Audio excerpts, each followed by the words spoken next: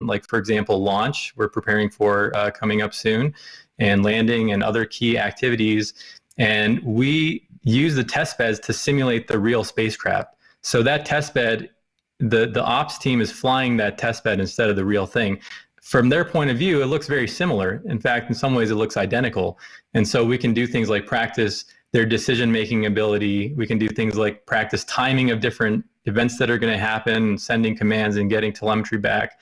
And we even do off-nominal operational readiness tests where we have a whole team that's just creating problems for the ops team to solve. They don't know what they are, and we have to make it seem like something went wrong, and they have to figure out how to fix it. So it's a very valuable resource for us. Very cool. So Sarah, I think we have another question from our live audience for Armin. Why don't you go ahead? Sure. Manish on YouTube is wondering what the biggest challenges are to designing a vehicle that can function on a foreign planet. So maybe you can speak to the conditions on Mars that these rovers have to face.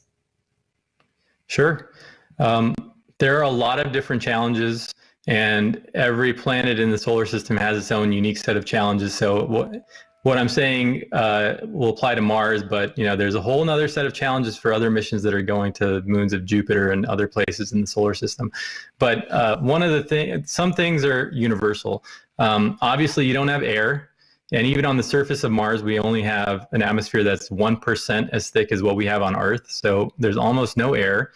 You don't really think about it, but air moves a lot of heat. And so getting heat out of your electronics and out of your computers can be trickier. So we have pumps that actually pump fluid through the rover to cool it down, and things like that. Also, the dust on Mars is very fine. It gets in everything. So all our gearboxes and motors and all those things that need to move and do all these complicated activities need to be designed to be able to withstand that. And along with that, temperature. Mars gets really, really cold and really, really hot too. None of us would survive even a minute on the surface. So we have to design all of this hardware to be able to work. Things like lubricants, like the oil you put in your car, would freeze at night on Mars. And so we have to develop special lubricants to use in the gearboxes. So there's all these unique challenges. Radiation, another one of them. Your cell phone would last maybe a day up there.